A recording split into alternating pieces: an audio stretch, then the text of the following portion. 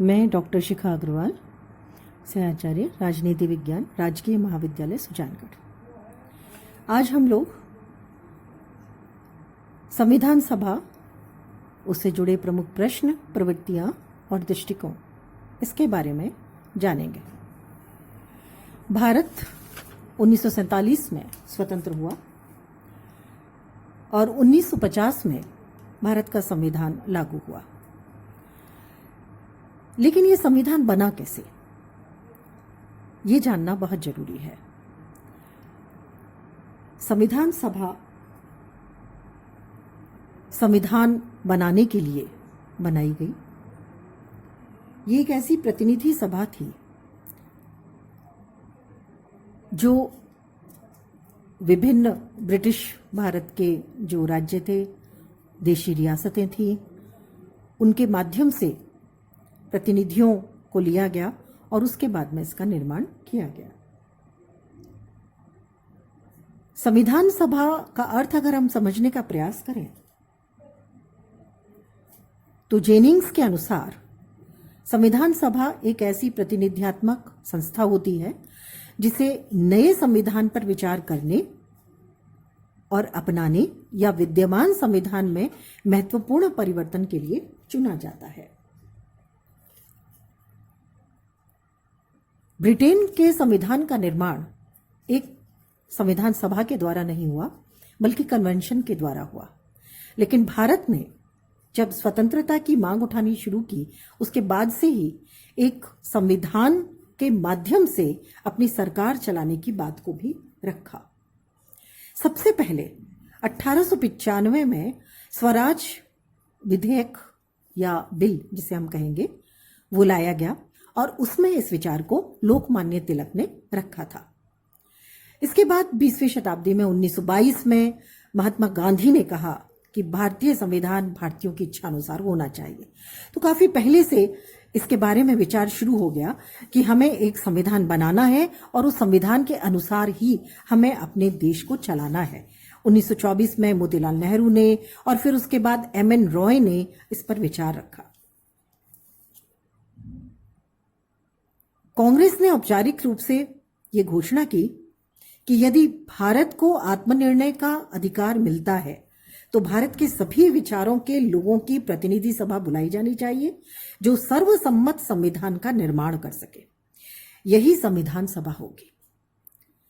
तो एक तरह से यह माना गया है कि भारत में जो विविधताएं हैं, उन विविधताओं और उन विचारों के माध्यम से ही एक सभा का निर्माण हो और वो सभा मिलकर के सर्वसम्मति से संविधान का निर्माण करे। इसी मांग को 1936, 1937 और 1938 के कांग्रेस के अधिवेशन में भी पुनः दोहराया गया। हालांकि ब्रिटिश सरकार संविधान सभा की मांग को बहुत स्पष्ट तौर से स्वीकार नहीं कर रही थी, लेकिन उसके बावजूद भी उसकी जो परिस्थितियां थी वो बदल रही थी। द्वितीय विश्व युद्ध सामने था, अंतर्राष्ट्रीय और राष्ट्रीय परिस्थितियां उस पर दबाव बना रही थी और इन सब के चलते 1940 में, अगस्त 1940 में ब्रिटिश सरकार इस बात के लिए तैयार हुई कि भारत का संविधान स्वभावतः स्वयं भारतवासी ही तैयार करेंगे। 1942 की क्रिप्स मिशन के द्वारा ब्रिटेन ने संविधान तैयार करने की बात को कहा, लेकिन भारत ने इसे स्वीकार नहीं किया। कैबिनेट मिशन भारत आई 24 मार्च 1946 को और 16 मई 1946 को इसने एक योजना दी। उस योजना के तहत यह माना गया कि क्योंकि एक आम चुनाव नहीं कराए जा सकते और उसके माध्यम से संविधान सभा का निर्माण नहीं हो सकता, तो इसलिए प्रांतीय विधानसभाओं को एक निर्वाचन संस्था के रूप में माना जाए और उसके माध्यम से संविधान सभा का निर्माण हो। और इस आधार पर यह माना गया और ये प्रस्ताव दिया गया कि इसके कुल सदस्य 389 होंगे, 389, जिसमें से 282 ब्रिटिश प्रांतों से आएंगे, 4 चीफ कमिश्नर क्षेत्र से आएंगे, 83 देशी रियासतों के प्रतिनिधि होंगे। मुस्लिम लीग प्रारंभ में इसके लिए तैयार नहीं थी।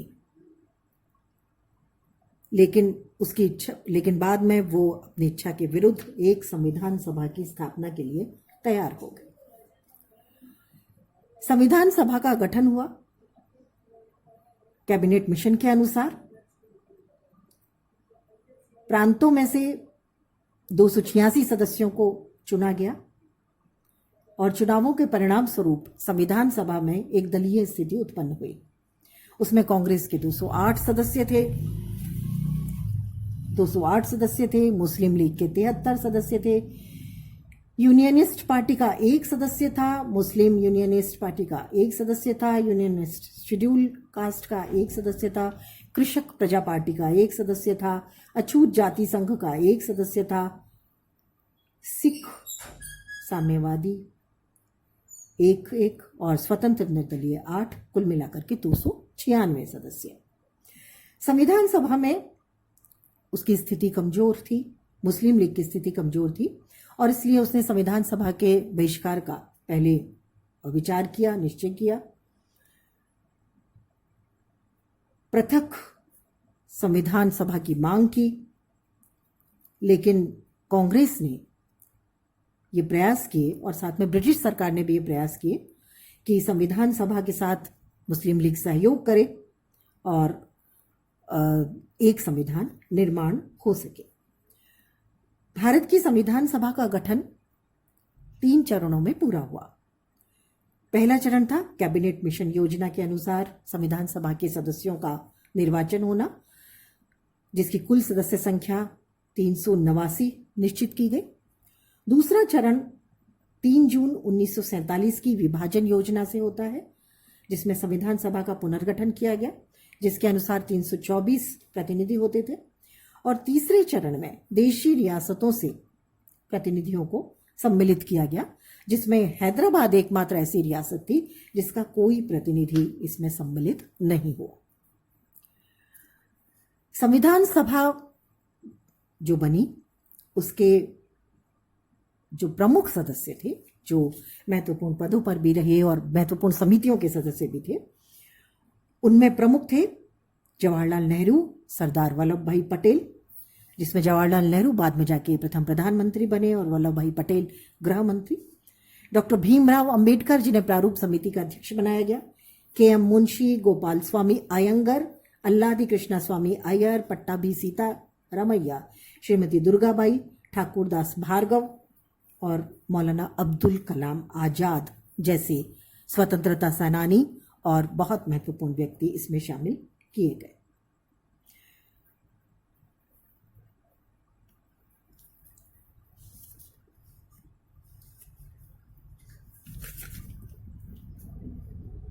दिसंबर 1946 को कांग्रेस के वरिष्ठ नेता डॉक्टर राजेंद्र प्रसाद संविधान सभा के स्थायी सदस्य नियुक्त किए गए। इससे पूर्व 9 दिसंबर 1946 को संसद के केंद्रीय भवन में जब प्रथम अधिवेशन शुरू हुआ तो डॉक्टर सच्चिदानंद सिन्हा सर्वसम्मति से अस्थायी सदस्य चुने गए थे। संविधान निर्माण की दिशा में सबसे पहला काम जवाहरलाल नेहरू ने किया और वो था उद्देश्य प्रस्ताव को प्रस्तावित करना। 13 दिसंबर 1946 को इसे प्रस्तुत किया गया और ये कहा गया कि मैं आपके सामने जो प्रस्ताव प्रस्तुत कर रहा हूं उसमें हमारे उद्देश्यों की व्याख्या की गई है, योजना की रूपरेखा दी गई है और बताया गया है कि किस रास्ते पर हमें चलना है। मुख्य रूप से ये जो उद्देश्य था, उस उद्देश्य का प्रस्ताव था, ये जो हमारे संविधान की प्रस्तावना है लगभग वही था जिसमें यह कहा गया था कि भारत को स्वतंत्र प्रभुसत्ता संपन्न गणराज्य घोषित करने की आकांक्षा हो और प्रभुसत्ता का वास जनता में होगा। भारत के सभी लोग सामाजिक, आर्थिक, राजनीतिक न्याय, विचार, अभिव्यक्ति, विश्वास, धर्म, उपासना और व्यवसाय की गारंटी सबको मिलेगी, सबको दी जाएगी। कुल 8 दिन इस पर विचार हुआ और 22 जनवरी 1947 को संविधान सभा में सभी सदस्यों ने खड़े होकर इस प्रस्ताव को सर्वसम्मति से पास कर दिया। इसके बाद संविधान निर्माण के विभिन्न पहलुओं पर विचार करने के लिए समितियां नियुक्त की गई, जिसमें प्रमुख समितियां थी संघ संविधान समिति, दूसरी थी प्रांतीय संविधान समिति, तीसरी थी संघ शक्ति समिति, चौथी थी मूल अधिकार अल्पसंख्यकों आदि से संबंधित परामर्श समिति, और पांचवी समिति जो सबसे महत्वपूर्ण थी, प्रारूप समिति। देशी रियासतों से बातचीत करने के लिए संविधान सभा ने एक वार्ता समिति पहले ही गठित कर दी थी, क्योंकि भारत में बहुत ज्यादा छोटी बड़ी देशी रियासतें थी और स्वतंत्रता के बाद किस तरह से वो भारत में मिलेंगी, ये एक बहुत महत्वपूर्ण प्रश्न था। संविधान सभा के कार्यालय में विभिन्न विशेषताओं के संबंध में, संविधान की विभिन्न विशेषताओं के संबंध में विचार करने के लिए प्रस्ताव भेजा गया। संवैधानिक परामर्शदाता BN राव थे, जिन्होंने विभिन्न विश्व के संविधानों के विशेषज्ञों से विचार विमर्श कर एक प्रतिवेदन प्रस्तुत किया। 29 अगस्त 1947 को संविधान सभा ने एक प्रारूप समिति नियुक्त की और डॉक्टर अंबेडकर इस समिति के अध्यक्ष चुने गए। इसके और जो सदस्य थे वो थे N Gopalaswamy Iyengar, AK Iyer, Mohammad Sadulla, KM Munshi, BL मित्तर और DP खेतान। लेकिन BL मित्तर के स्थान पर कुछ समय बाद N माधवन सदस्य बने और 1948 में DP खेतान जी की मौत हो गई और उनके स्थान पर TT कृष्णामाचारी इसमें शामिल हुए। प्रारूप समिति ने जो संविधान का प्रारूप तैयार किया वो फरवरी 1948 में बनाकर संविधान सभा के अध्यक्ष को सौंप दिया।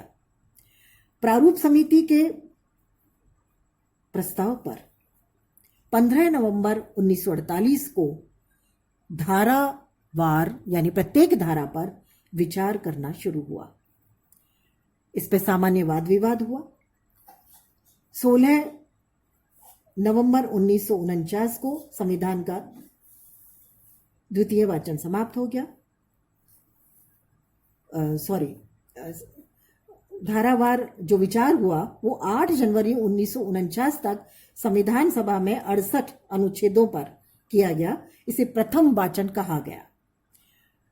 सामान्य वाद विवाद इसमें हुआ। 16 नवंबर 1949 में संविधान का द्वितीय वाचन समाप्त हुआ और तीसरा वाचन 26 नवंबर 1949 तक चला, जबकि संविधान सभा द्वारा निर्मित संविधान को अंतिम रूप से पास किया गया। संविधान सभा ने अंतिम दिन 24 जनवरी 1950 को संविधान की 3 प्रतियां पटल पर रखी और अध्यक्ष ने सभी सदस्यों को एक एक करके तीनों प्रतियों पर हस्ताक्षर करने के लिए कहा। इस पर हस्ताक्षर होने के बाद में 26 जनवरी 1950 को भारतीय गणराज्य का आविर्भाव हुआ। इस संपूर्ण संविधान निर्माण में 2 वर्ष 11 मास 18 दिन लगे। 64 लाख रुपए इस पर खर्च हुए। इसके प्रारूप पर 114 दिन तक चर्चा होती रही और अंतिम रूप में संविधान में 395 अनुच्छेद, 8 अनुसूचियां थी। संविधान के कुछ अनुच्छेद 26 नवंबर 1949 के दिन से लागू कर दिए गए और शेष संविधान को 26 जनवरी के दिन ऐतिहासिक महत्व के कारण लागू किया गया। धन्यवाद।